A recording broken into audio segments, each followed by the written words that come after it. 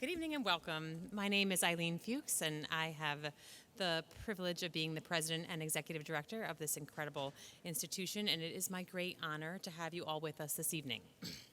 I'd also like to say that every occasion to welcome people live back in the Great Hall is a celebration of its own. And I'm happy also to greet our live stream guests as well, who've helped us keep our vibrant programming strong during COVID. For those of you joining us for the first time, the National Building Museum was established over 40 years ago by an act of Congress as the nation's leading cultural institution devoted to the history and impact of the built environment. We have raised public awareness about the many historic, cultural, environmental, and social issues associated with the buildings and landscapes that shape our world. All of these issues are embodied in the museum's exhibition, Justice is Beauty, the work of Mass Design Group. This exhibition is generously supported by the Everytown for Gun Safety Support Fund, the Condetta Fund, CoStar Group, and the Chan Zuckerberg Initiative Donor Advised Fund of the Silicon Valley Community Foundation. I am always inspired by this quote from Mass Design Group's co-founder Michael Murphy, here with us this evening. Quote, "We began confronted with the idea that we had a difficult choice between justice or beauty, and came to commit to the hope and belief that we could have both justice and beauty. But in the end, we have learned that the search for beauty is the search for justice." End quote. The introduction of the Freedom Reads Library tonight into our exhibition amplifies this message. The custom-designed bookshelves and custom-curated library illustrate the powerful collaboration between Mass Design and Freedom Reads to enlighten and inspire, to transform the space inside prisons by physically integrating design, art, and culture. This new interactive installation is the first library of its kind shown to the public. Libraries like it are being introduced into prisons nationwide. Freedom Reads aims to install 1,000 similar Freedom Reads libraries comprised of bookshelves designed by Mass Design in prisons across the country. The visionaries behind this work are with us tonight, which is why you are all here, and it is my pleasure to introduce them. Reginald Dwayne Betts is the founder and director of Freedom Reads, an organization that provides access to books for people who are incarcerated. A poet and a lawyer, he is a 2021 MacArthur Fellow and the author of 4 books. His latest collection of poetry, Felon, was awarded the American Book Award and an NAACP Image Award. Michael Murphy is a founding principal and executive director of Mass Design Group, a collective of architects and designers who research, build, and advocate for architecture that promotes justice and human dignity. Mr. Murphy is co-author of the recently published book, The Architecture of Health, Hospital Design and the Construction of Dignity. And we're also joined by Scott Semple, whose services with the Connecticut Department of Corrections began in 1988. He was appointed commissioner of the department in 2015. He retired from public service in 2019 and now provides professional consulting through Semple Consulting, LLC, advising on criminal justice and correctional facility-related projects.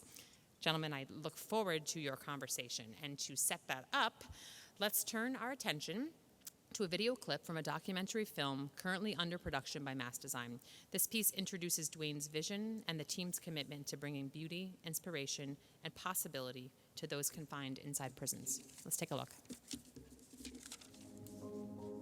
Stories are the oldest technology we have as humans. And it's one of those technologies that become really essential when you want to imagine a different life for yourself. If you want to create a map to freedom, it begins with a book. My name is Reginald Dwayne Betts, and I'm the founder and director of Freedom Reads. I wanted to put millions of books in prison because we put millions of people in prison. We're going to MCI Norfolk to check out the library that we installed a month ago. And I also am going to do a bit of my solo show. First time doing it in a prison. So, get to do it for the actual audience that I wrote it for. 25 years to the date of the first time I woke up inside a prison after a night's sleep. When I was in prison, I went in when I was 16, did 8.5 years. And beyond just discovering who I was, books were essential to me discovering who I wanted to be.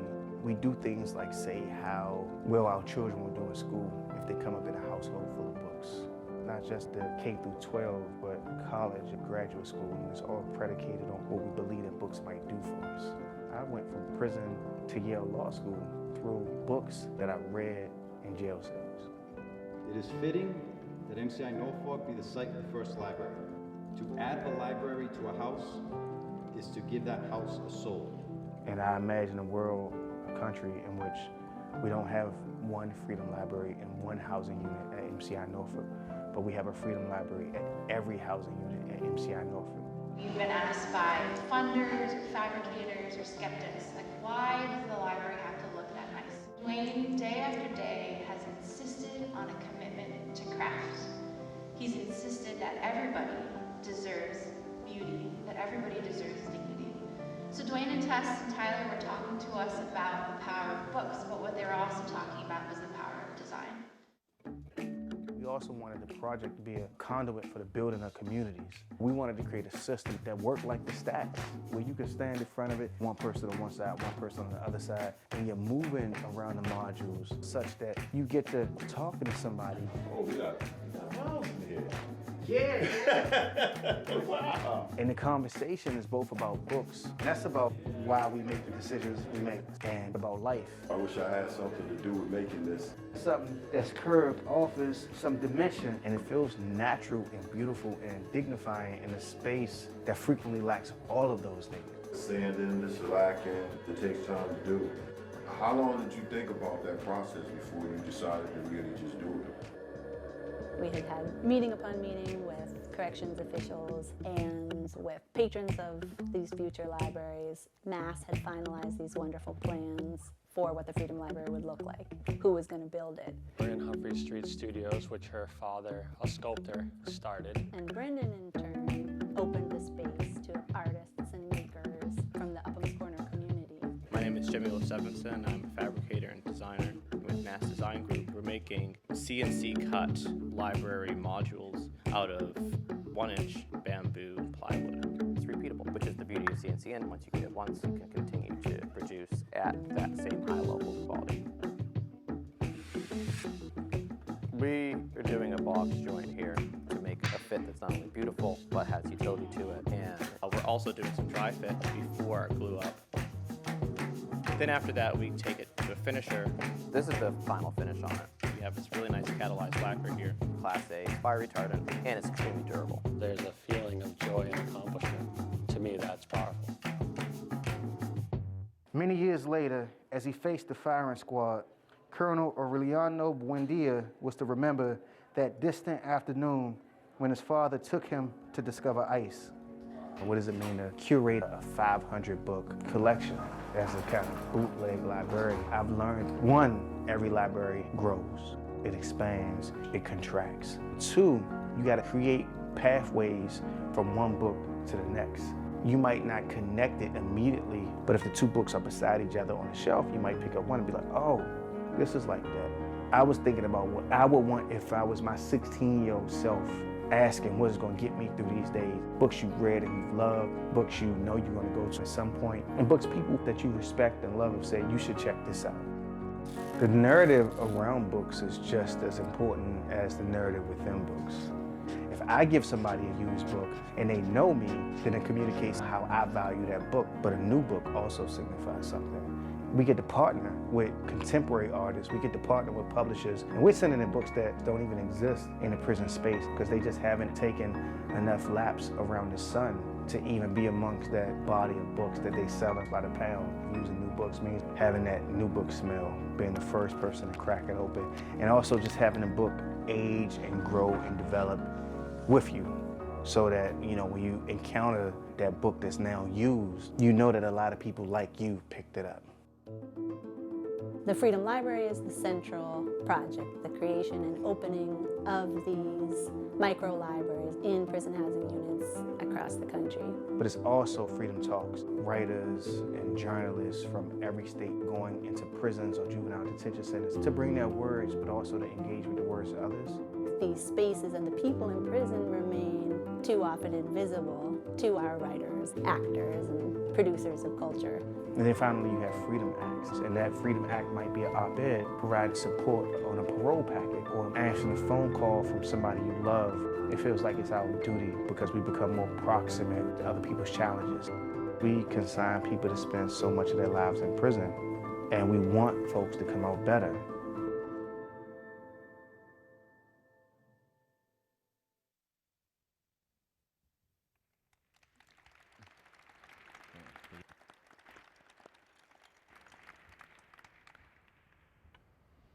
We talked about this before, but I frankly forgot who was supposed to speak first. And so I am just going to take it upon myself to say that I find myself really humbled to be sitting in the middle of Michael and Scott. First, because I met Scott years ago, and he invited me to walk through some Connecticut prisons with him. And what he wanted to show me was the way in which they were working to create more opportunities for people who were incarcerated. And it was a long day. And actually, he had a poem. Remember the poem? He was like, oh, you should check this poem out. He gave me a poem to read, and it was cool, and it was one of the poems that he carried with him to think about what it meant to have possibility in an environment like that. And when I started Freedom Reads, I was trying to figure out how to create some legitimacy for the project, right? I knew that I was going to be working closely with people in the Department of Corrections, and I was trying to find somebody who understood the system in a way that I didn't. You know, I went to prison at 16. I didn't talk to wardens, didn't talk to COs, and never talked to commissioners or directors. But I knew Scott, and I asked him if he would be willing to help me bring this to a reality, right? And Scott's the kind of dude that says he's going to help you, but he's not just going to lend you his name. And so when I told him this idea that we were trying to design these libraries and prisons, he was like, do you know the folks at Mass Design? I should introduce you to Michael. And he introduced me to Michael. And little did I know this notion that that truth is beauty is justice was so aligned with the work we were doing. And so met Michael, met the team at Mass Design, and now we're here today. And I'll take that as my bit of introduction and let one of them jump in. But we'll say thank everybody for coming. And it's actually beautiful to recognize that, 2 years ago, this was just something that we were discussing. And at this point, it actually exists in the world, and it exists in several prisons in Massachusetts and Louisiana, and is lined up to be in several other prisons across the country. Yeah. Well, thank you for that introduction, Scott. It's just been an absolutely inspiring experience to get to connect and learn from the work that you're doing, Dwayne, and be able to be a part of this incredible project. We're really so energized by the library that's installed upstairs in the show. I hope you guys can check it out. But I think this kind of question that keeps coming around is something that, Scott, we talked about when we really first got to connect, when we were on a trip to go visit the prisons that were designed in Norway and Germany with the Vera Institute of Justice, I don't know, about 4 or 5 years ago. Mm-hmm. And the idea behind these trips is that you're taking folks from the United States to shake them out of the assumption that what we have is in our carceral system is a given, right? That it is the way it is because it should be that way, it's designed to be that way, and it's going to remain that way. And shaking us out of that stasis that the carceral system can be designed in a new way. It can be undesigned, it can be redesigned, it can be thought about critically and in productive new ways. And some of the things that are happening in Halstead Prison in particular in Norway are just radical and profound. And so we got to connect there, and then connect again in Montgomery. So I'm glad that you've been able to build it all together here today. I mean, I think maybe I could start with a question, because I think it is at the core of this work that you're doing, Dwayne, which is, what do you say to people who don't think any investments should be made in prisons in the United States, beautiful or not? What do you say to those folks who push back against doing anything at all within the walls of the carceral system? What do I say? Yeah, well, what do you guys think about that? It's interesting, though, because, it's only people who've never been to prison who say things like this. And sometimes they think they're being absolutely radical when they say things like this. And I asked them where they lived at in 1999. I asked them where they lived at in 2002, 2003, 2004, early 2005. And none of them say prison. And I try to describe what it was like to be, I can't see well. You can't tell because these are stylish. But when I first went into a prison, I wore contacts and braces. It's a crazy combination. Suggested maturity and like immaturity, right? And you can't wear contacts in a jail because it is literally one of the filthiest places on the planet. And I didn't have regular glasses, so I couldn't see anything. And I distinctly remember 2 years into my prison sentence discovering how filthy the landscape was. Like, it was a revelation how much dust, and this was built in 1888. It's beautiful. It is not filled with dust. You know, it is not filled with like mildew. It is not filled with the horror of a prison cell that has known too many men, too much violence, too many fights. And it is a way in which we believe that we're being righteous when we try to take ourselves a step away from the lived experience of somebody who's suffering and just try to think on the macro level of let us reduce incarceration, let us reduce sentence length, let us reform the system. And none of that reform has anything to do with what it means for a 16-year-old to walk in a jail cell, or a 17-year-old, or a 20-year-old, or a 50-year-old to walk in a jail cell. And the interesting thing, right, is that the people who have to sell on the vision the most are not people who work in prisons, are not people who like run state DOCs. It is the people who swear that they are the most righteous among us, who have read the new Jim Crow. They ain't read my book. I've been complaining to them sometimes, like, you should also read my book. And they say, we're going to get to your book. That was a joke, man. It's for sale. It is for sale, though. So the irony is that I'm faced with like two challenges. One is to convince the people who don't know, and two is to like be confronted with how easy it is to convince the people who do know. Because if you work in a prison for 5 years, for 10 years, for 15 years, you kind of immediately get the need for beauty inside. So much so that, you know, most prisons have never had anything like this happen ever. And we have dozens of leaders in the Department of Corrections across the country who have sat on endless Zooms to sort of think about what this will look like and work with us and partner with us to make it happen. So on the side that matters the most, it's been easy. And then as people in the world have seen it happen, it's been revelatory for them. Like, oh, now I get it, because they get to hear from people who are still inside talking about the impact that it has had on their experience of the time that they must do until we figure other things out. So if I don't present well tonight, at least give me some credit for best dressed. And we did prepare for this, but we didn't talk about attire, and I'm a government guy, so I always had a tie on.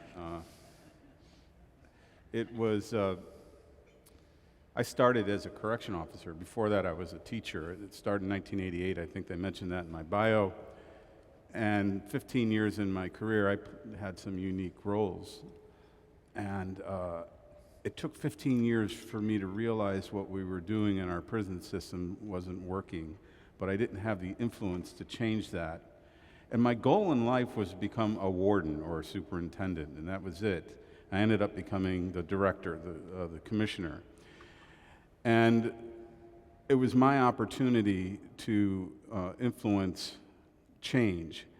So how are you going to do that? You have to influence the public, you have to influence the staff, you have to influence the people who are incarcerated. It's complicated, and I tried to simplify that. And the manner in which to do that was to focus on hope. And Michael knows this when we were in Germany and Norway, that there's a semblance of hope. There's a vibe in the room. There's a vibe in the building, that there's hope there. There's humanity and there's dignity. And virtually everybody's getting out of prison. Everybody's going home. And our job is to correct. And anything different than that is incapacitation. So we began this journey of making some substantial changes. We borrowed a model from Germany for emerging adult populations, kids ages 18 to 25, the whole notion of neuroscience and brain development, and we launched this thing, and it got a lot of attention. 60 Minutes did a piece on it. People started to know what the Connecticut Department of Correction was doing to change the dynamic of what corrections is supposed to do. Then fast forward, I live in a small town in the country of Connecticut, and I go into my local diner, and you know the table that always has the senior citizens? There's always that table. They go to breakfast every day. These folks confronted me, and they said, "You're the guy who lets everybody out of prison." And the first thing that came to mind for me was, okay, I can't come back here anymore. And I chewed on it, and I absorbed it, and I decided to go back and see if I could influence them, right? I'm thinking that these folks don't know anything about prison operations beyond what they see on television, right? They have this television perception of how prisons operate. Fast forward, I go back to the diner, back to the senior citizen table, and I started to engage with them. I made it personal for them. So I asked them a question.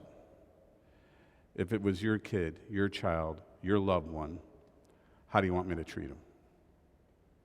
How do you want me to take care of that? And it changed the whole dynamic. It took all the air out of the room.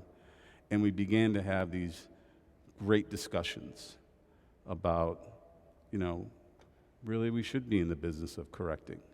We should provide some semblance of hope and dignity. In Germany and Norway, they refer to it as principles of normality and something called dynamic security. This is not complicated work most of the time. It's about common sense. It's about having some vision and about having the ability to help influence this to the people who do that work, and then let them own it. Once they own it, it's embedded into the culture. So that's how you sustain things in correctional environments. There are paramilitary environments that really need to work more on engagement of how we deal with the business of correction. Now, when you talk to formerly, I have to tell you the story about, Dwayne didn't tell you the story before the story when we met, because we met at Yale, because I used to I used to ask Yale to do a lot of studies and ask them for help. In this particular study, that it was something along the lines of parole violations and due process, right? Are we just doing a rubber stamp, or are we actually going through the processes that it was intended? The answer was we were not going through the processes it was intended. But I went to meet with the class. Then I think it was your last year of law school. And Dwayne was in the class. I didn't know Dwayne. Dwayne didn't know me. He was dressed very nicely. They have to do that at Yale. He had a bow tie on. I remember it to this day. And I'm talking to them about our vision and what we're trying to accomplish. But I'm sensing Dwayne knows a lot more about what I'm talking about than anybody else in the room. And one of the facilitators in the room, and I asked about Dwayne, and she told me his story, that basically he went from jail to Yale. And I told them I need to talk to this guy. And that's when Dwayne and I met. Michael and I met in Germany and Norway, and then in Montgomery, as he had mentioned, but then I got to see how talented he was. So when Dwayne came to me about advising him about this project, Freedom Reads,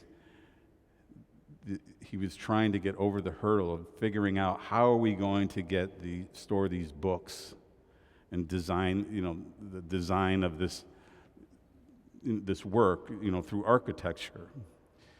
And so I take credit for marrying them. And I said, no worries. I was working, I consult for Vera Institute of Justice.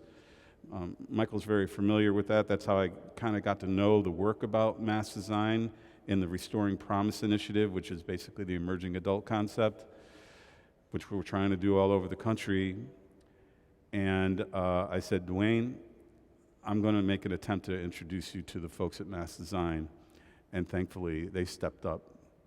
And as you can see through the video, what they've produced, it brings hope back into these correctional institutions.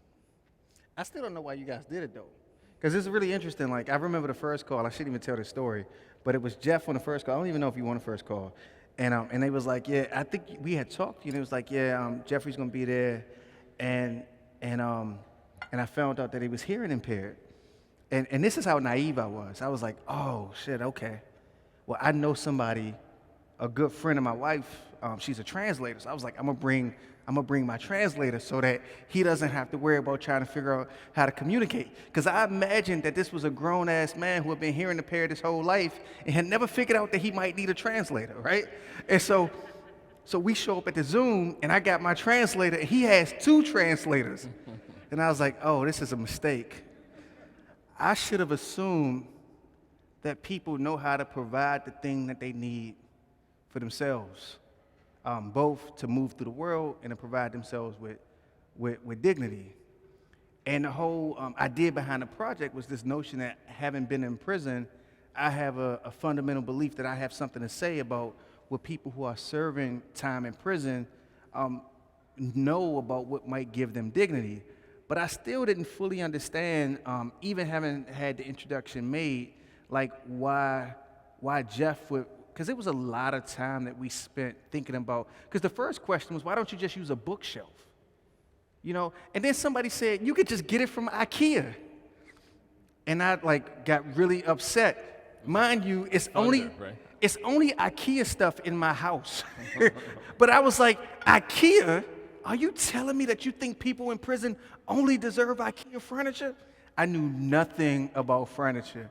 And what was fascinating is that we got in these long conversations about like how to make something beautiful, but also, like, Jeff is funny. His first designs was like, it was like, we're gonna build a pavilion in the prison.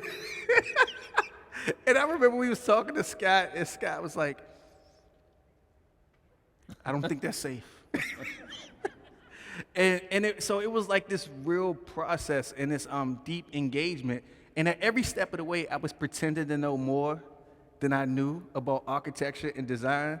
And what I wondered, because you guys work with a lot of folks in different settings, I wonder, how did y'all come to invest everybody that works with mass with this notion that that design is beauty, but architecture and design is not something that just exists in the realm of the experts. Because it wasn't just Jeff and John saying, let me design this for you and put it in your lap, and this is what it is. It was Jeff and John talking with me and talking with Scott and talking with Leanne Birch and talking with the wardens in Louisiana and Massachusetts, and it was Regina, and it was all of us in these conversations, and literally we were building something together in a landscape where anybody from the outside looking in would have imagined that, you know, these architects would have just been giving us what they thought we needed and not engaging with us all at all. And so I wonder, where did that actual ethic come from? That's a good question. Let's just start with, we have an incredible team of designers and architects. You know, Jeff and John. John is here, who's done a lot of the design on the most of the design of the construction. Have put, you know, a lot of heart and a lot of soul into figuring out the complex problems of putting furniture in a carceral environment. And so I'll get to that in a second, but I would just say they're bringing a belief, right, that architecture, that design has transformative value. It can transform the conditions in which we live. It can change the way we see the world. It can inspire us and give us hope.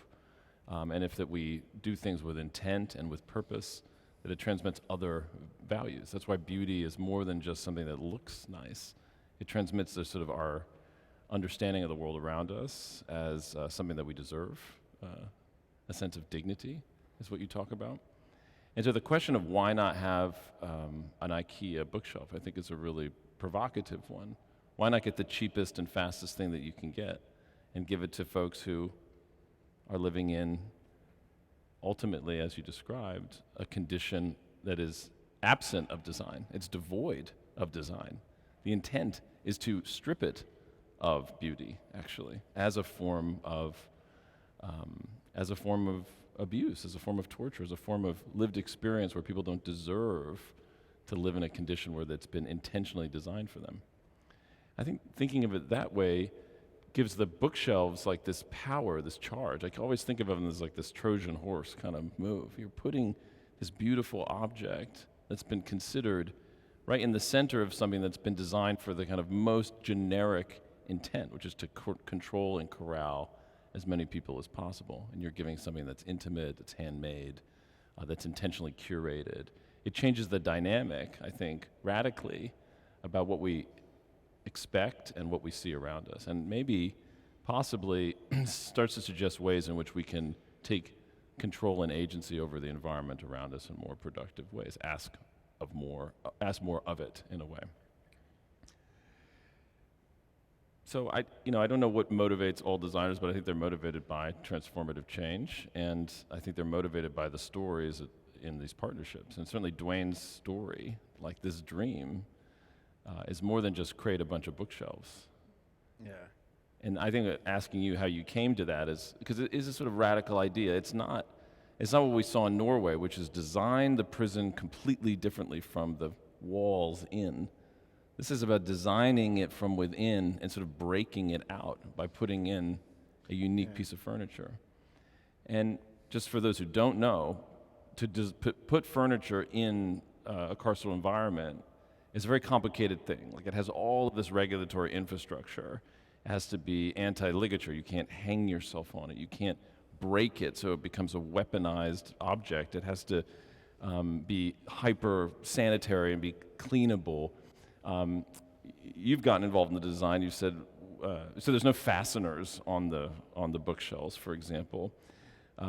Fire retardant. All of these very complex things. But even interestingly enough, though, and this is what I will say, is like, and what I appreciated about the process is we would take these seemingly constraints and turn them into opportunities. The pavilion was dope. I mean, I was like, yo, I will perform.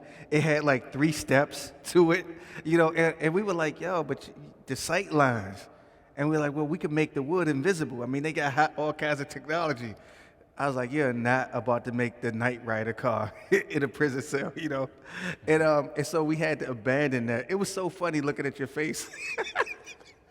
It was like, no, this is not at all going to work. And then so when we pushed past the sort of not even the most ambitious, it was like a palate cleanser, actually, that we all needed. It was like, let me push towards the outer stratosphere of what could be possible. And it cleansed our palate and made us be able to really consider what was functional and meaningful change. And what was cool is we took things like, for the Prison Rape Elimination Act, PREA, you got to have sight lines clear. And so we say, okay, well, let's just make it 40 to 42 inches high. And that was the site of some of the walls in different prisons, and so it was easy to settle on that. But then we thought, shelves are boring. Shelves don't create community. So what if we made it in such a way in which you can access books on each side, so that always you create the opportunity for more than one person to come into the space. And as we push forward, and then we said, let's make it modular, because every prison is different.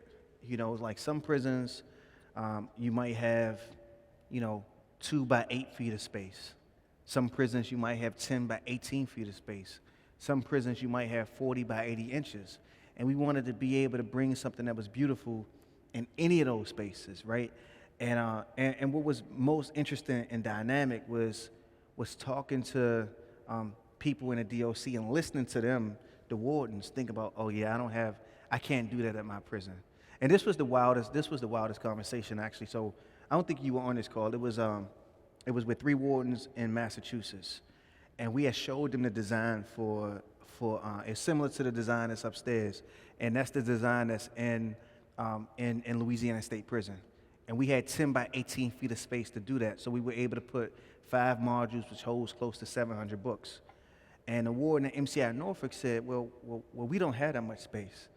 I guess we just been wasting our time. And I was like, damn, that's aggressive. You know, how do you respond to that? I mean, he was like upset because this was the 3rd or 4th Zoom call, and it was sort of like, you could have told me that from the beginning.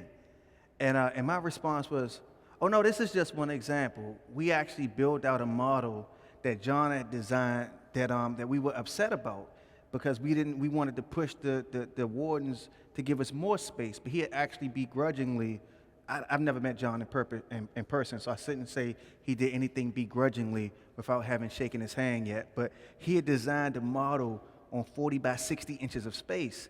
And I was like, yo, show him that one. And we showed it to him, and he said, oh, well, what if we just gut a prison cell? And I was like, I don't know what you mean. He was like, what if we got rid of the bunk and took everything out of the prison cell? Could you put the library in the prison cell? And we were like, yeah, we could put the library in the prison cell. And then it became a different kind of conversation because it was like, we're gonna create less space for people to be incarcerated in this prison and more space for books to exist. And the beauty of it wasn't just my ideas or John's ideas or anybody on our team, but like the most radical intervention that has happened has been on the part of Superintendent Nelson Alves of MCI Norfolk. And he is in his, and this was a great quote. I'm still in an act like I said it, but he is in a documentary when he said, when you put a library in a house, you give it a soul. And I think that is like a really radical idea for thinking about what you can add to the places where people live like every day, so they see it every day. So I think, you know, in terms of being a part of the design, part of it was being a part of trying to find ways to not just take the constraints as things that put walls up in front of us, but to take the constraints as opportunities to seriously think about what could be possible even given those constraints.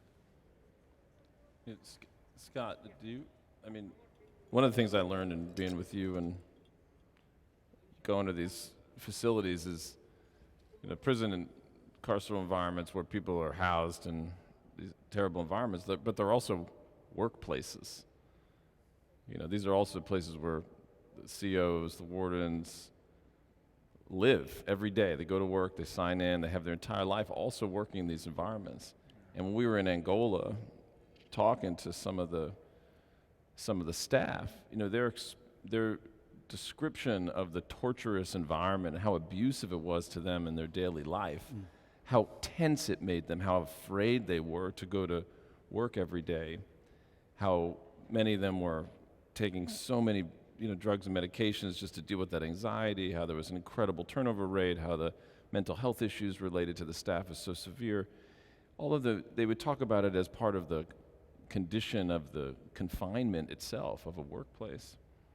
What is something like this, intervention, how does it affect the staff in a place like this? Well, you were talking about how building out, from the outside in versus the inside out, and what came to mind for me is when we were in Europe and in Germany, and I've been to Germany now 3 times and Norway once, and I was just really impressed with the construct of the campus, and that if something does go wrong, the way that the campus is set up, it limits the trauma exposure for the staff and the population. And you look at a lot of the infrastructure of prisons in the United States, what comes to mind for me, and it's not every facility, but most of these facilities were built for efficiency. How many people can you get in this building for the cheapest price?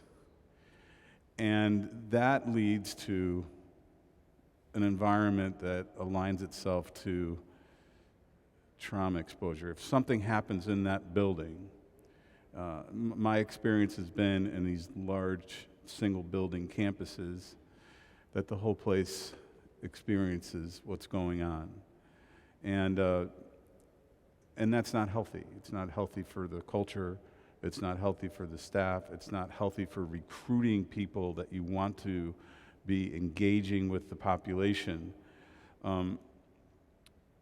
One of the things that, it was a selfish move on my part when I learned about Dwayne and said, come through our facilities, this is what I'm doing, you tell me if it's working and give me your advice. And he went in, not just with me, but he went in there on his own, without me. He had carte blanche access to anything he wanted inside those facilities in Connecticut. But I needed Dwayne to give me consumer perspective. I needed him to tell me that what you're doing is actually potentially having an impact or not. And had to work, and this is where the complexity, within those facilities that were built for efficiency. The vast majorities of the facilities in Connecticut were built when mass incarceration was born. And when I started in corrections, there was in Connecticut roughly 7,000 incarcerated people. It's what they call a unified system, meaning it has both accused populations and sentenced population. And fast forward 20 years, that population went from 7,000 to 20,000. And thankfully now it's down to 8,000. But, you know, this whole thing about, you know, what can we do with the infrastructure that we have, this is a really good example of that. There's another layer to these micro-libraries that exists in housing units. And if I might be getting ahead of myself, but those the same libraries are set up for the staff, which I thought was extraordinary. I don't know whose idea that was. I was joking, it was my idea. So Dwayne started asking me about it, and I go, I never thought of that, but that's a really good idea. Because I envisioned, I had talked, I saw somebody who was incarcerated, he was reading a Nelson DeMille book, not reading a classic, sorry. And I've read everything on Nelson DeMille. And so I started engaging him. It was natural. It was natural for me to talk to him about a book. Did you read this book? Did you read that book? We're talking. We're developing a professional relationship, some rapport through a book, right? And this is what this can do when you have the staff access to the same library as the incarcerated people. It gets people to engage. It gets people to look at each other in a different way. And that is what really impacts change and influences change with incarcerated people and the people who work in the prisons. And I learned that from formerly incarcerated people. Something to think about. People who are working in correctional facilities today never see success. They only see what comes into the system. Because success doesn't return, right? So I started reaching out to people who have succeeded post-incarceration and bringing them into the facilities and asking them to help me. I need my staff to see success. Now, I needed their help too, because I've talked to them and said, well, what works, right? Is it programs? Is it education? And I thought they were going to say yes and yes. The answer is we appreciate the programs. We know education has an impact. It was their relationship with their peers and with staff that influenced change. So this is a mechanism to further influence those type of engagement. It's really critical to be able to influence change and build some semblance of professional trust So that's why I'm so appreciative of being an advisor to Dwayne's foundation. But you know, it's interesting too, because if you take it a step further, and you remember, so I had this whole controversy when I went to law school and I graduated and I passed the bar, and it was a question, would they actually allow me to practice law in Connecticut? And there's a couple things I remember. So I remember going into the prison, and it was after, people made a big deal out of it, such that it was on like the news. And so people in prison saw it on the news. Yale Law School graduate may not be permitted to become a lawyer. And that was on the news. And then like the next day, I was in the prison with the Wesleyan Prison Education Program, helping to teach a class. And one of the guys said, Dwayne, if you get out of prison and they go to law school, can you be a lawyer? So I started laughing. And I could not stop laughing, right? And the guy was like, nah, and you can't really laugh at people in prison because it's disrespectful. But they liked me, right? So they was cool with me laughing, but I could not stop laughing at him because it hurt in a way, you know? And he was like, nah, Dwayne, we know you a lawyer, but we mean somebody like me. That shit made me laugh even more, right? Because you don't see success inside it. So people inside had decided that somehow I was like a special brand of convict, right? It's like, you could be a lawyer, but I'm talking about this dude that I saw on the news. And I said, nah, I'm laughing because that was me. And like the temperature in the room dropped. And I recognized, and I was like, nah, it ain't no thing. I mean, I'm gonna be a lawyer, it's not a big deal. It's just something that just take a little bit, because people, it was like, if you can't do it, and you done wrote books, and you come here while being a student, while being a father, you keep coming in here to see this, right? If people don't want you to be a lawyer, we ain't, you know, what are we supposed to do, right? So I doubled down and was like, nah, it's just a thing. And then I went through the process, and this was the first time that I had got invited to speak to leaders in the DOC. You had invited me to that spot in Connecticut to speak to the leaders of the Department of Correction. It was a group of like secretaries and commissioners, and it was at a spot in Connecticut. And I go to speak, and I give a talk, and like the day before that talk came, I had got word that I was going to be admitted to the bar, maybe 2 days before. And Scott, he got some connections. I don't know who told him, right? But when I go and I get his talk, he presents me with this plaque. And it's the only plaque that I have that announces that I'm an attorney, because I'm not that pretentious, but I display this one publicly, right? And it said, Reginald Dwayne Betts, attorney at law. And so after I gave my talk to the folks that was there, he presented me to the plaque. He presented the plaque to me. But then on Monday, I went back. It was just random. It just so happened that the dates worked out, so that on that Monday, I was back in Cheshire, and I was able to tell them that, look, I'm an attorney now. I'm going to get sworn in on such and such a date. And I was telling them this cool story about how Commissioner Semple had given me this plaque. And it was somebody in the class that was like, that was yours? Because they had made it at Cheshire. And the guy who made it had got locked up as a juvenile as well. And so when you say that people who work in prisons don't get to see success, people who are in prisons don't get to see success. You know, like to a prison that I went into across this country, 95% of these folks, whether we're talking about me being in Utah a week ago, me being in Angola a week ago, me being in Wisconsin, me being in Port of Spain, all across this country and even across the world, like we don't go into prisons to say something about what it's like to have been there and then made a way to be what you imagined you would be when you were there, right? And so I think that it's not just a message that's significant for the COs, but it's also significant for the men and women and like young people who are incarcerated. And the trick of like having everybody read the same book is that I don't even have conversations with people about censorship, because it's sort of like everybody has access to these books. And so if it is an issue with a book, it's just a real conversation about the book, because everybody recognizes that the book is for everybody.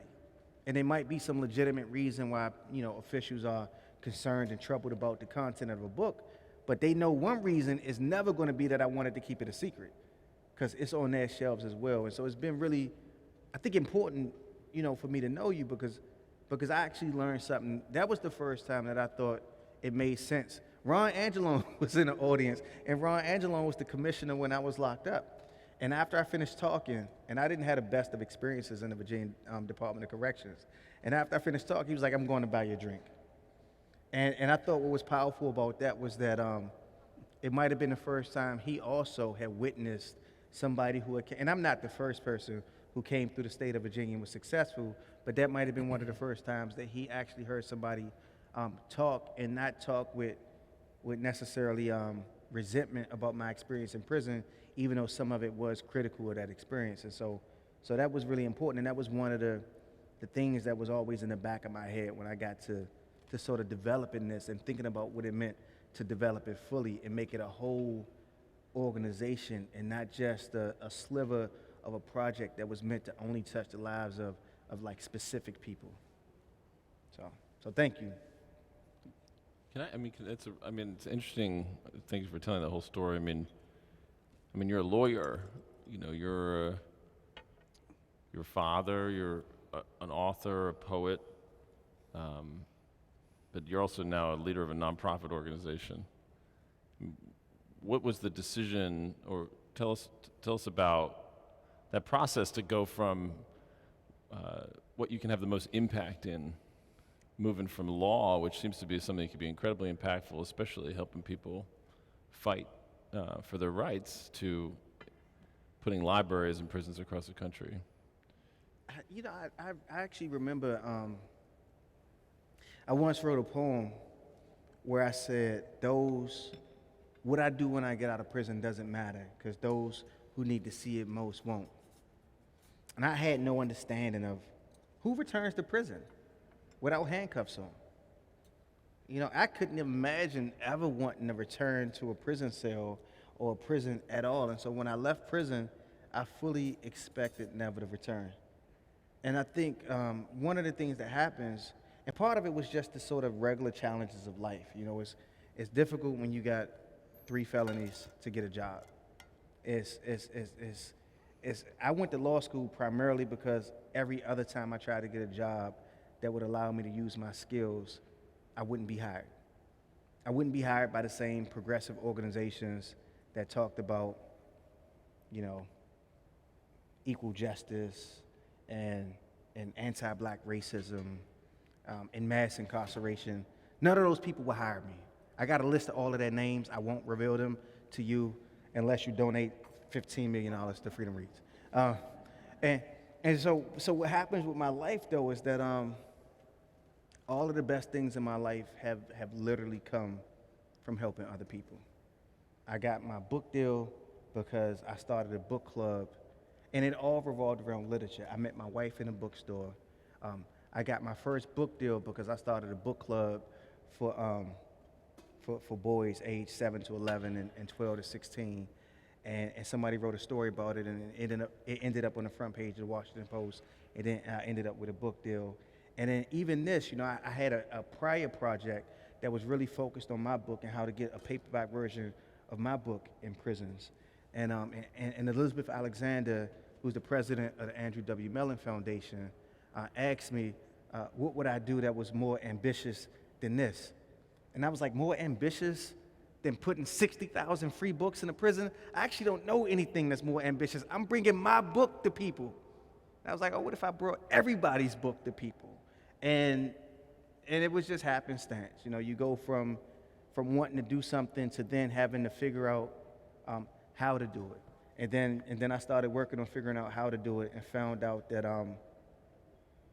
that it was let me put it this way. When we went into Angola, it's this guy named Troy that helped build the libraries in Angola. We go into Angola, and Louisiana State Prison is a city unto itself. I mean, you have to drive onto it. And we go there. And there's alligators. It has 3 graveyards. Yeah. People on horseback. It is. The campus is 28 square miles. It is a profoundly challenging space in every dimension of the word. We go there, and we got these these modules for the library, and we're taking them onto the campus.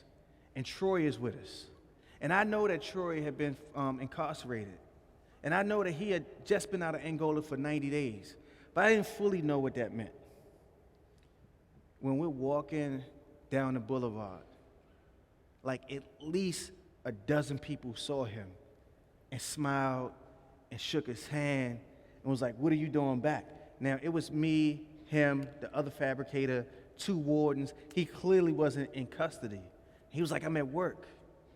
And you just, you saw the smile on his face, but you saw the positive energy that he brought with him being able to return. And so I think, what takes me from being a poet to going to law school to doing this is shifting from chasing a job to chasing something that I believe that was like more valuable than waiting for somebody to say, "Yes, you've outpaced prison."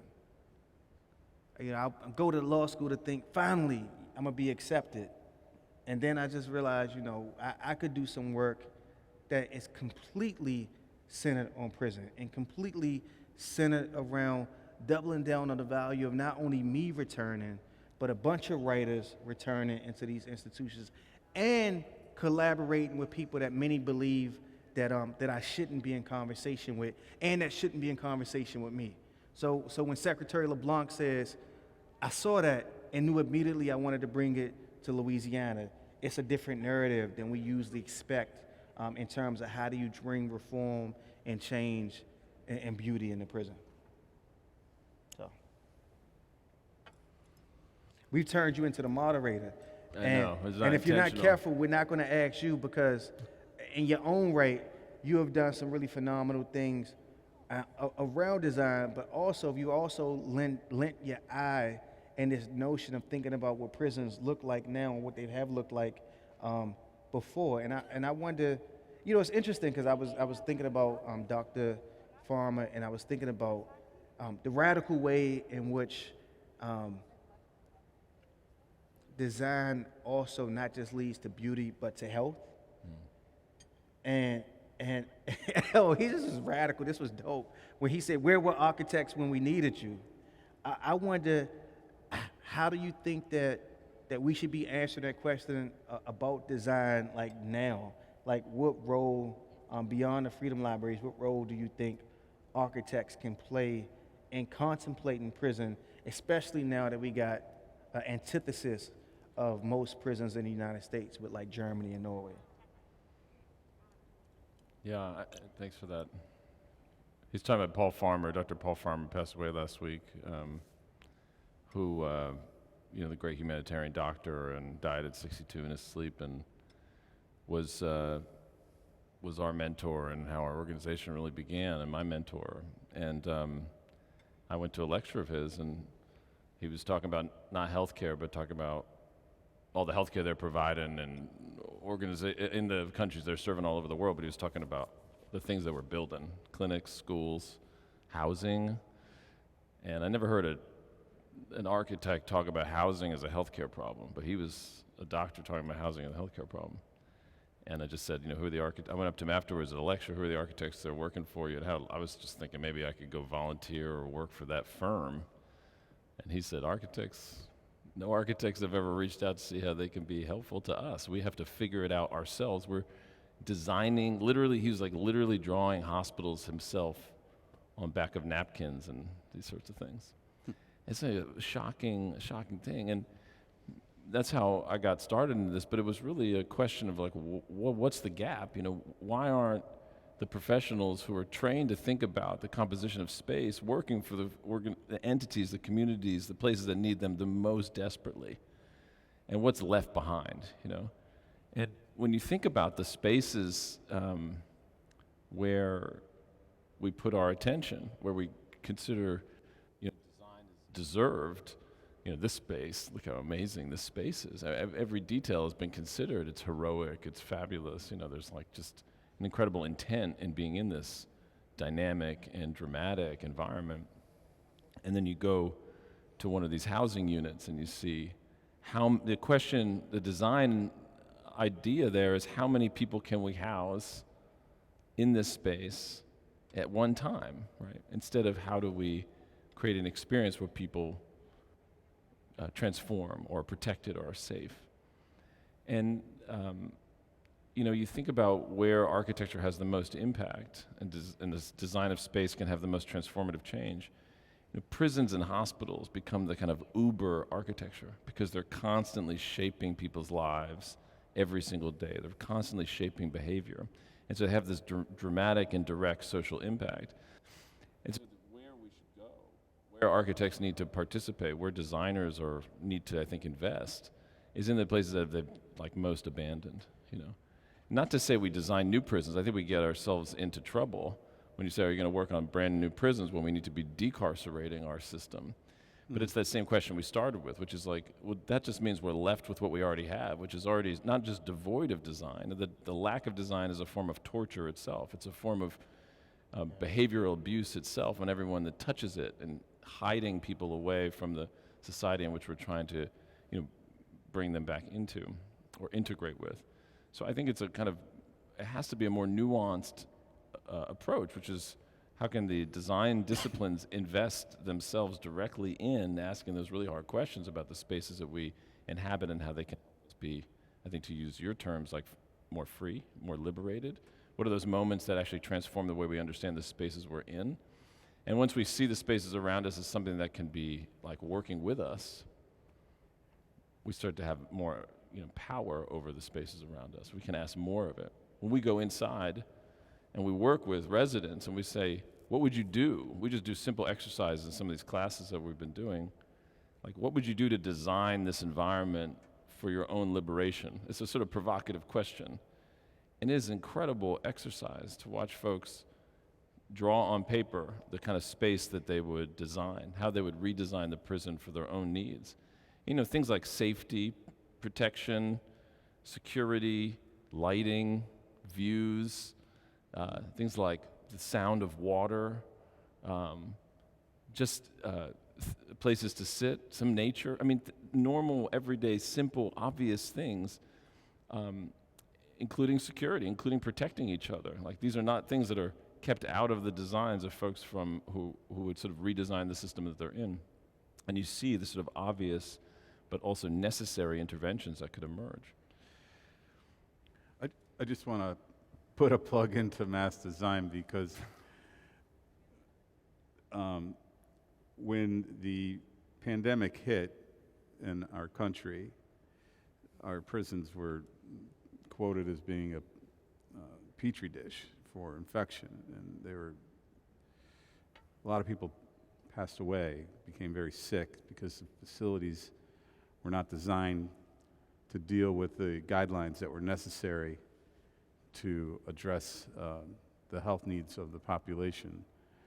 And here's the plug, mass design stepped up nationally and put some publications and some documents and then offered to help systems around the country to take appropriate protocols through design.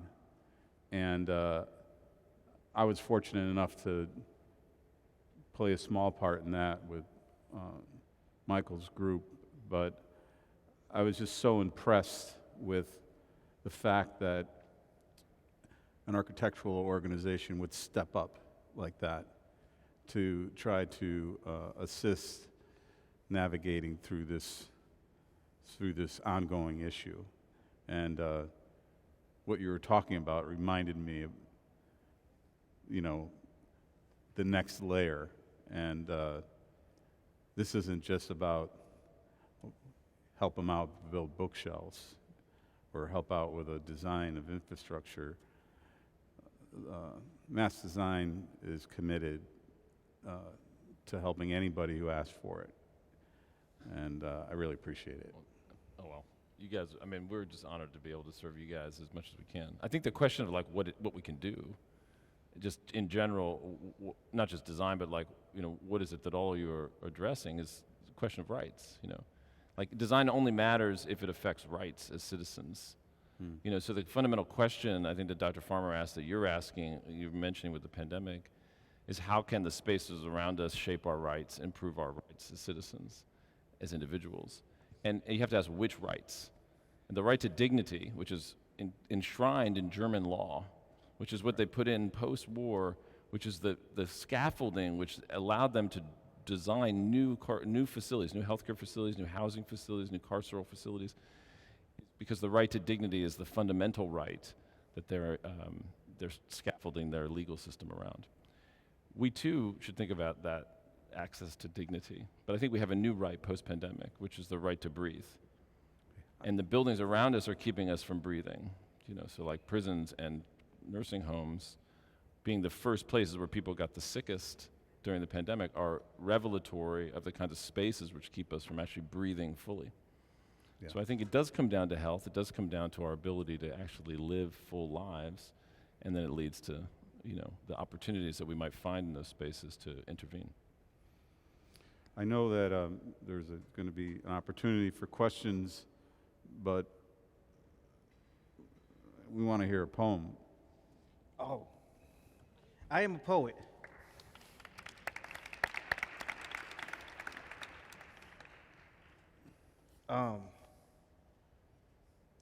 And it was hard to pick what poem I wanted to read, but I'm gonna read this one. And I guess just to try to tie it in with the conversation we're having is the backstory is that when I was sworn into the bar finally, right? Usually you get sworn in, it might be 20, 30, 40 people. But because of the process I had to experience, I got to get sworn in by myself. I had my mentor beside me, who was a public defender. The judge who actually is now a federal judge. He was one of the first guys I met because he was my mentor, was a good friend, and they both had been public defenders. And I was in the courtroom for the first time, like 20 years when my mom was there. And it was a relatively, extremely emotional moment. And typically when you get sworn in after it's done, you leave. But because I was the only one being sworn in and I talked too much, I turned to address the crowd. And I recognized the opulence of the space in a different way. Instead of being an engine of my suffering, as it had been when I was a kid, it was the conduit for me becoming something different. And I think part of this conversation is about how do you create opportunities for the space to mean something else? I remember people that I did time with in prison. None of the spaces meant anything to me. I mean, the spaces were frequently drab, they were dank, they were violent, and they only existed to hold people in confinement, right? There was no glimmer of light in any of those spaces. And it's just interesting how you could imagine a space being two different things. And in this case, the poem happens because I turned in this space that it becomes something else for me, and it led me to reveal to my kid how I had once been a prisoner. So on the same day that he learned I was a lawyer, he learned I had been a felon, which was rough. But the reality is that when we build these freedom libraries in prisons, it's not as if we want people to all of a sudden pretend that they aren't in prison anymore. Like, it's not as if I imagined that my child was going to be able to live his whole life and not know I had gone to prison.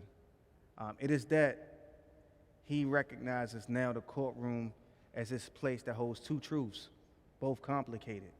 And I think when we build a freedom library in a prison, we double down on the notion that a prison could hold two truths, both of which are complicated.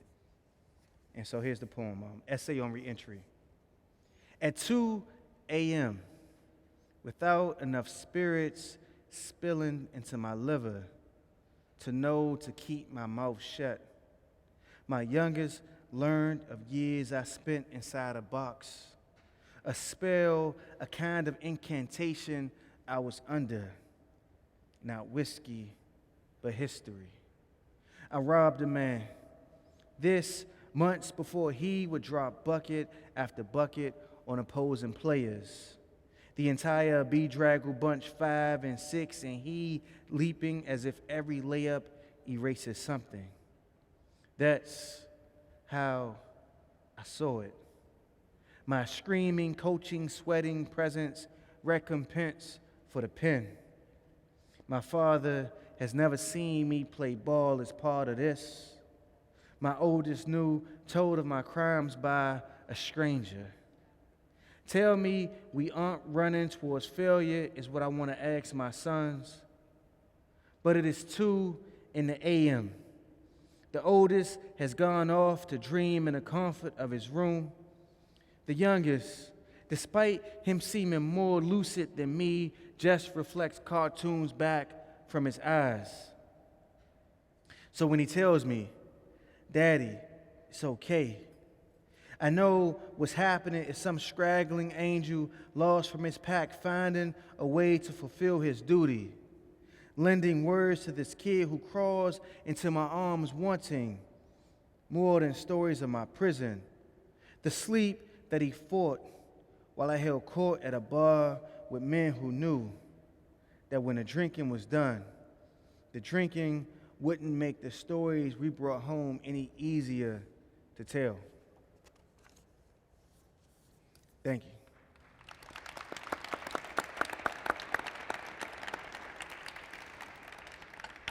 You guys okay with some questions? Yep. I mean, if we say no, we're going to be feeling like really ungenerous at this point. So. Hello, everyone. Good evening. My name is Paul. I'll be fielding questions from the in-person audience. And we also have our online audience, so I'll be tag teaming with Victoria. So if you do have a question, please raise your hand and I'll come around.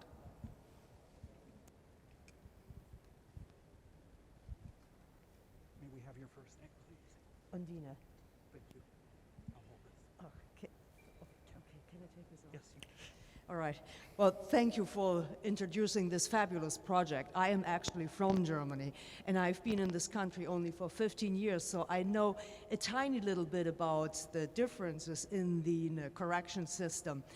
My question is, how do you finance that? Because I was shocked to learn here only a few years ago that a lot of prisons are for-profit entities. So do you get 10% of the profits of those prisons that are working for the benefit of their own pockets, or how do you finance this fabulous project? No, we don't. And we don't get 10%. It's not a lot of prisons either, though. I don't think it's a lot of prisons that are actually for-profit. I think it's a small portion of prisons that are for-profit. And I don't know if we would argue that they're for-profit in the same way that Tesla's for-profit. I don't know if people are at all getting rich from prisons at all. And I think the probably real argument to be made is that when you have prisons that are for-profit, the kind of regulations that occur differ dramatically from private prison company to private prison company. But just taking my note from a legal scholar whose name I cannot believe is not coming to my mind, but will come to my mind soon. He would admonish me to say that he would admonish me if I did not say that is a bit of a red herring, and that when we think about institutional conditions, the focus on for-profit prisons suggests that one, just the idea that a prison is for-profit means that it is automatically corrupt and bankrupt. But two, he would say that it's a very small portion of the prison population that is actually there, and he would point to the fact that every prison in the country has different mechanisms that lead to people profiting off the existence of those prisons, whether you're talking about key fee or whether you're talking about J-pay, and that even the existence of those entities is quite complicated because although it might not be a vibrant market in prison, one of the reasons is that because I don't think you'll have Apple trying to enter the prison market and be a competitor of J-pay. I know Scott knows more about that than me, but I think that it's a red herring to sort of fixate. I was never in a for-profit prison. I was always in state-run prisons, and I am not here saying that my experience in prison was radically different from the experience of people who were in for-profit prisons. So, but I'm sure Scott might have something to add to that.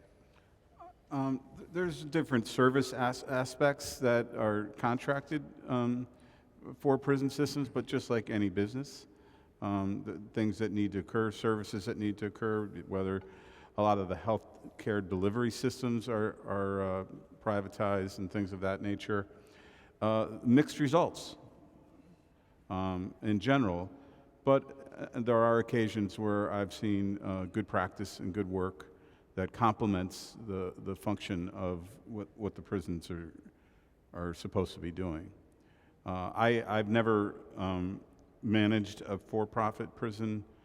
I don't know of any for-profit prisons in this region of the country, but they exist, and there are certain aspects of private entities that have proven to be useful to the services that we want to render to incarcerated people. And John Pfaff is the scholar, the legal scholar that everybody should look up and read when thinking about things like for-profit prisons, but also a bunch of sort of challenges around the ways in which prisons operate and mass incarceration functions in the country.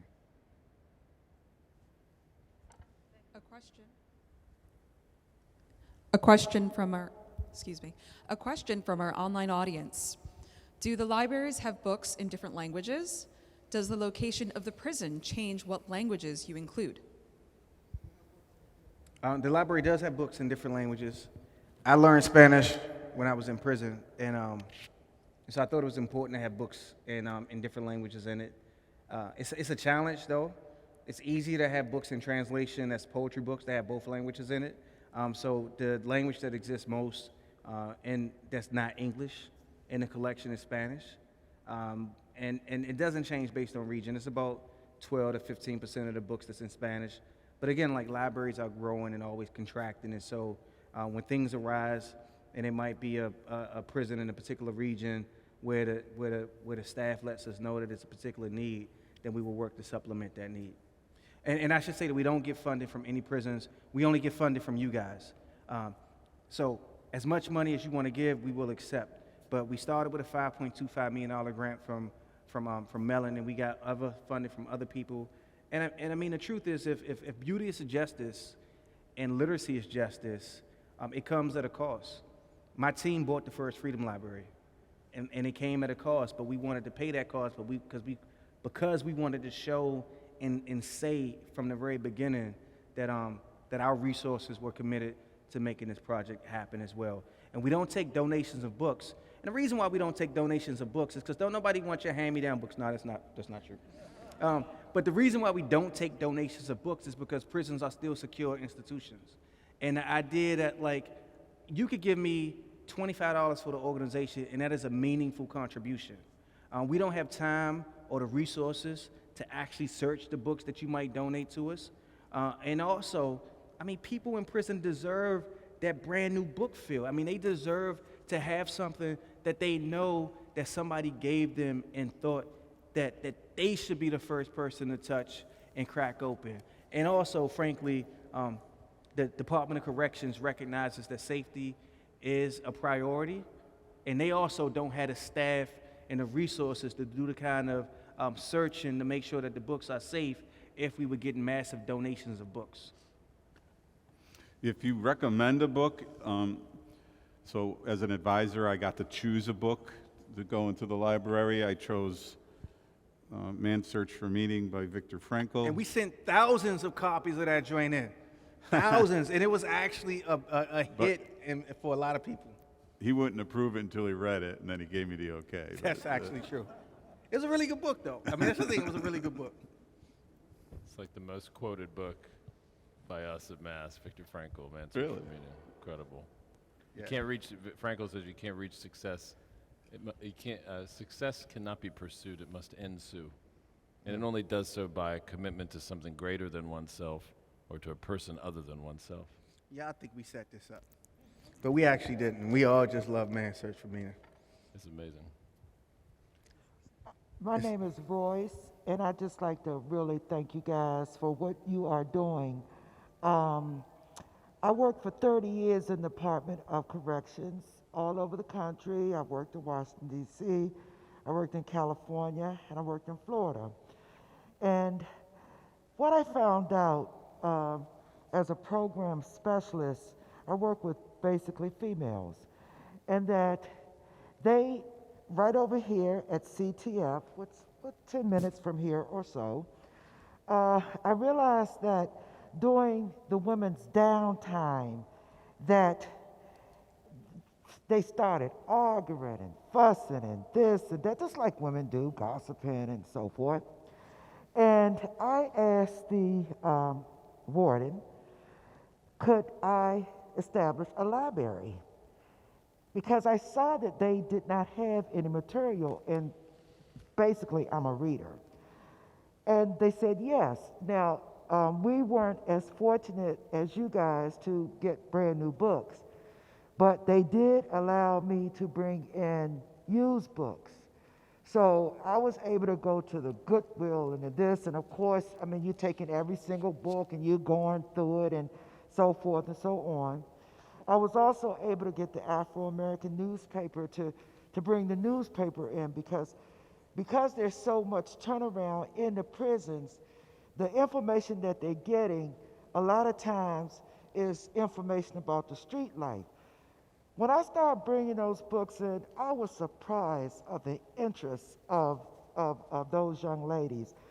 They were interested in art. They were interested in science. It was so many interests that came out that I had no idea that they were interested in these, but science and physics and she's interested in physics, and so I'm just saying that what you guys are doing is remarkable. It does change people's life, and it also gives them hope, and it also helps them to visualize either when they're going to get out or where they're going and travel and so forth. And it actually did cut down the problems that they were having with each other because they had time to read and to gain other information other than what was in the criminal justice system. And since this is Women's History Month, I had named the library the Mae Jameson Library. And they say, Miss B, why you named our library the Mae Jameson Library? I said, because she's an astronaut and she went up there to the heavens. And you, where you are now, you can come right on back and come right on back into society. You haven't gone too far that you cannot come back. And because of the internet and so forth, Facebook and Instagram and so forth, some of those ladies I see out on the street, and they are successes. And so, just want to thank you guys for what you're doing. It's a marvelous thing. It does help people, and we should all get it for your effort. Thank you so much. Thank you. Thank you. It's a guy up here that has a question. No, I mean, we can hear you, but the people in the back might not be able to hear you. Brett, hold on. Paul is going to run. I told you he was going to run. Hi. I'm interested in knowing if there are some model prisons being built now that are breaking the mold of the old system. Is there any construction that is being influenced by what you saw in Germany and Norway? You know about New Beginnings, right? Yeah, why don't you talk about that? I mean, and this is years ago. New Beginnings was Vinny Schiraldi, who was here in D.C., and he started out, and it's interesting about where you start from and what perspective you have, because he started out as an advocate, and he ran a nonprofit organization out here in D.C., but he was elected to become the person that ran the D.C. Juvenile Detention Center here, and it used to be called Oak Hill, and it was a terror. It was one of the first places I visited when I got out of prison. I thought I would never go to prison, and then people kept inviting me back to prison. I don't know why people think that you want to return to a prison if you've been there before, but they'd be like, Dwayne, we want to show you what we're doing. I don't want to see that, And I went to Oak Hill, and it was a terror dome. It was a disaster. It was like light bulbs hanging from the ceiling. It didn't have a lot of natural light coming into the space, and they did have an opportunity to tear it down because of its history of violence and how decrepit it was, and they built a new space, and it was called New Beginnings, and it still is up in Laurel, and it looked a lot like a sort of campus of a small private high school. It had a lot of natural light coming in, And I think it did ultimately change the vibe. And I'm sure that other locations around the country, they have different models. It is that tension between building something new and facing the criticism for putting more money in a system of corrections. But then it is also that challenge of, are you going to keep putting people in places that very existence endangers folks' psyche, even if it doesn't endanger them physically. And I'm sure there's other spots around the country, but that's one that's just right here that I could point to and that I visited and seen how like radically different it was, the new beginnings from Oak Hill. Michael may know the name of the facility. I've only seen pictures of it, but there's a female facility, I think it's in San Diego County or near San Diego, that's getting high marks for the design. Are you familiar with that one, Mike? Yeah, I don't know the name. I can't remember the name of it, but I saw pictures of it, and it looked very similar to what you would see in progressive European models. But generally, and Michael alluded to this earlier, there's a big movement to decarcerate, that we over-incarcerate, we over-sentence, and then any intent to build new infrastructure is met in a different way. So that's kind of the tug of war that's going on right now.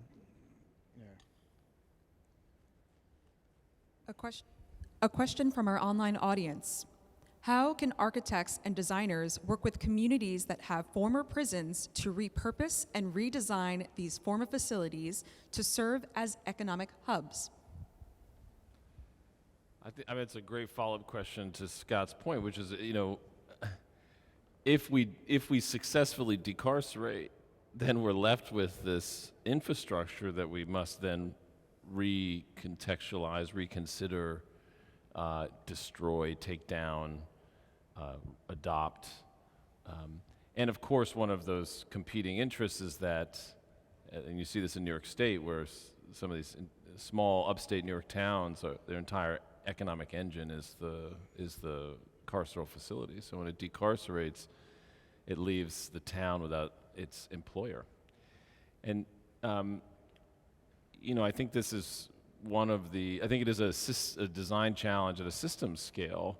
It's not just about what to do with the building, although that is a question.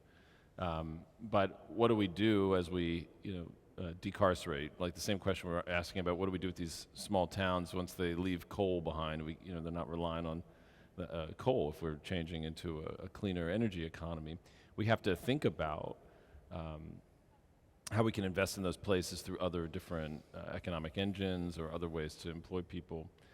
I think there's probably radical ways to rethink those large facilities, and I don't have the answer to that. I think it's a design challenge, but we've seen lots of examples of where other institutions themselves, be it hospitals or psychiatric institutions, have been recontextualized or rethought in creative and productive ways.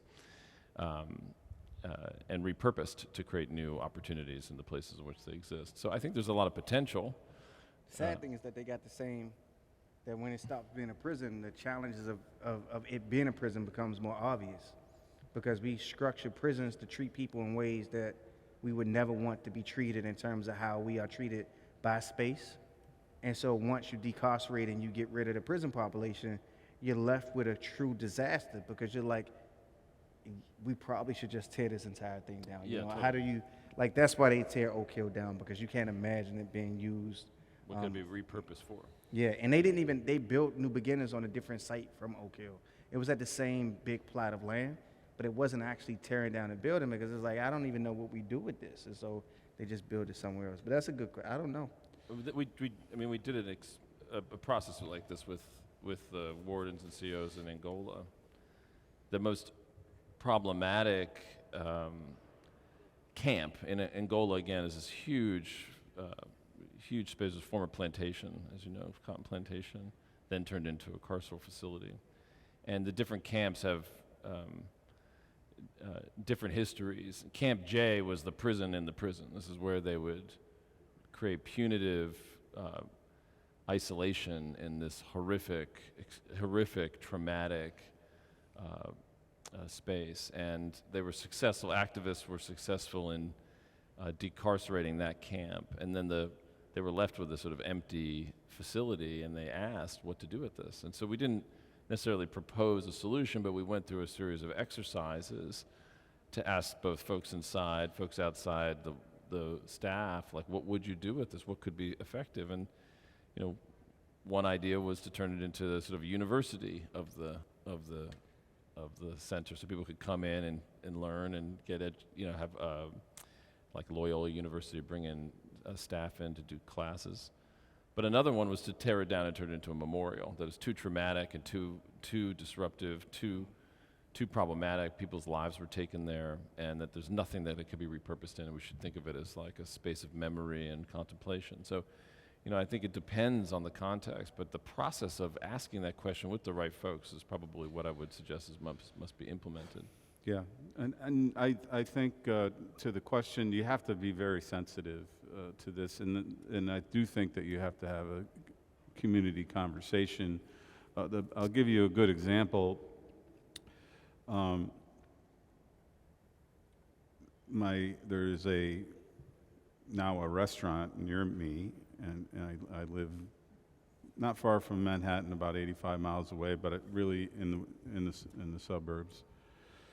And it was an old county jail.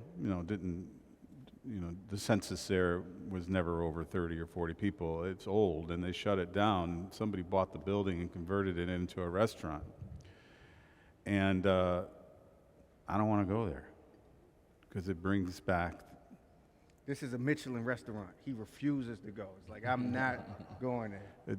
It brings back trauma. There's a I think, Michael, a hotel in Boston that was once a jail converted. Yeah, the Boston jail. And my wife, I went to college in Boston. She thought it would be neat to get a reservation at this hotel. I'm like, no.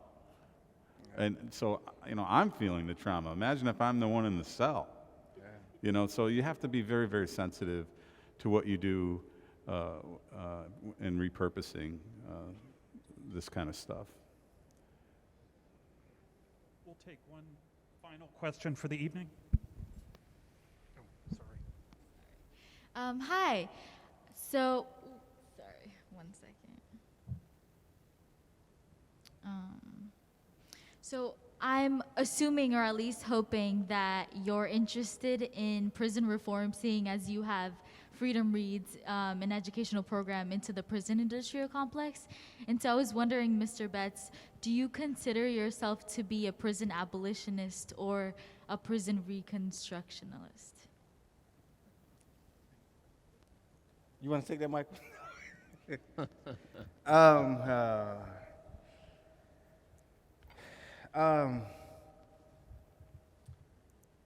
I don't know what a prison reconstructionist is.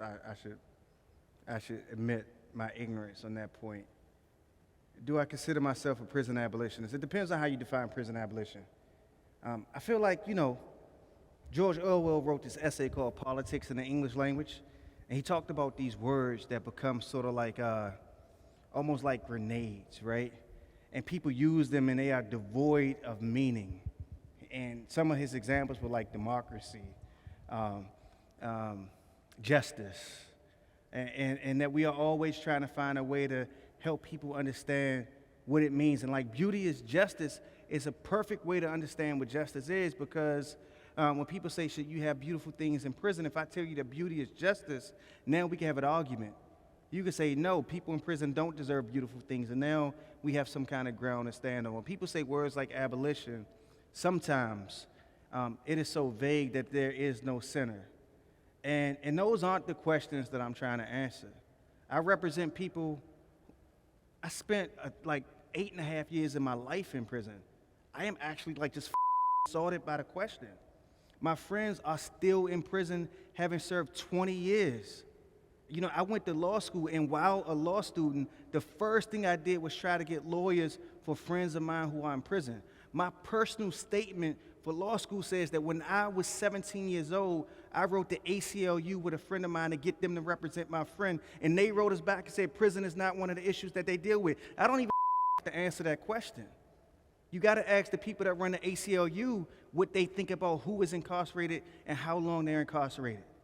You got to ask the people who are your legislators what they think about prison and how long people are incarcerated for.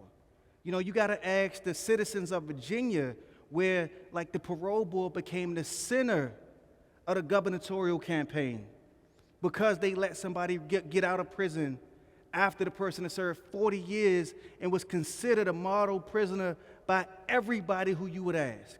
Like, I don't feel like anybody should ever ask me that question. Because for me, prison abolition is not like simply some rhetorical strategy to announce my progressive bona fides, right? Because I'm talking to men who have murdered people who are trying to figure out how to be better because of that, and who are trying to convince not just the parole board, but their children that they are different from the person that took somebody's life. You know, it ain't that I resent your question because I don't even know you, but I resent the foundation of that question, because the foundation of that question asks me to display how I give a about something that I've committed my life to when I wake up every day and I am in a country, right?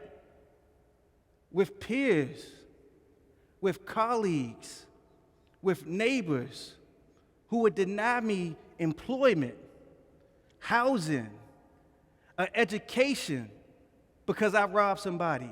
I need to ask you if you are prison abolitionists.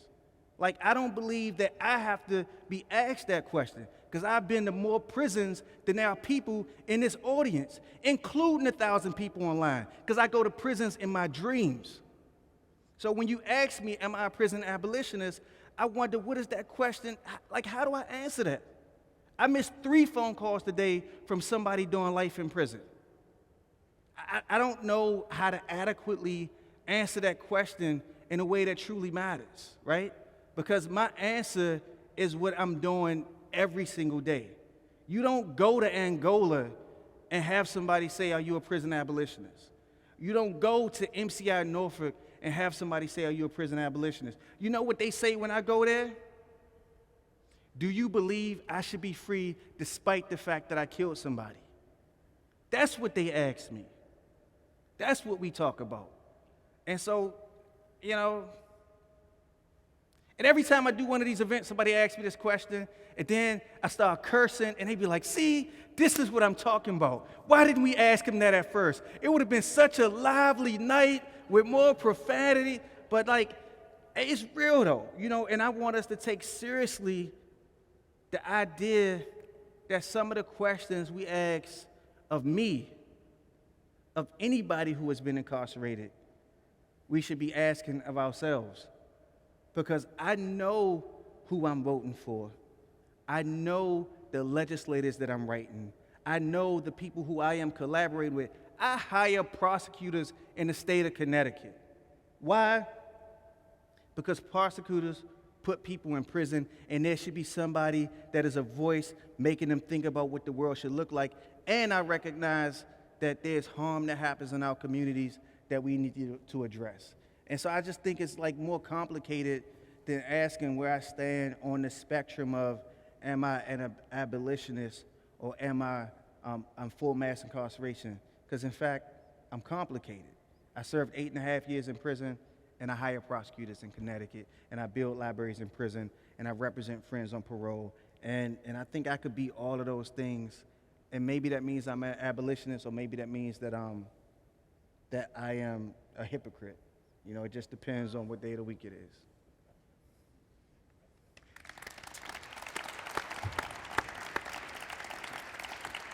That was great. Well, thank you, Dwayne and Michael and Scott, for this conversation. We're a museum, we're a cultural institution. We're meant to have difficult, challenging, hard conversations. So thank you so much for that. This has been an important conversation that resonates loudly for the museum and for our country. And I want to thank all of you here in person and online for your contributions to this discussion tonight. This program is being recorded. An edited version will be available on our website, mbm.org. A heavily edited version now. I mean, maybe not 10 days, maybe 14 days I'll be on the website. And to our in-person audience. I was going to tell them there's a poem in this when you're all done. Signed copies of Michael's and Dwayne's books are available for sale in our museum shop, and we invite you to join us in the reception. And also, please check out the library in the incredible exhibit, which is up there. And thank you, everyone on site and online, for joining us tonight. Thank you so much. Thank you. Thank you, guys.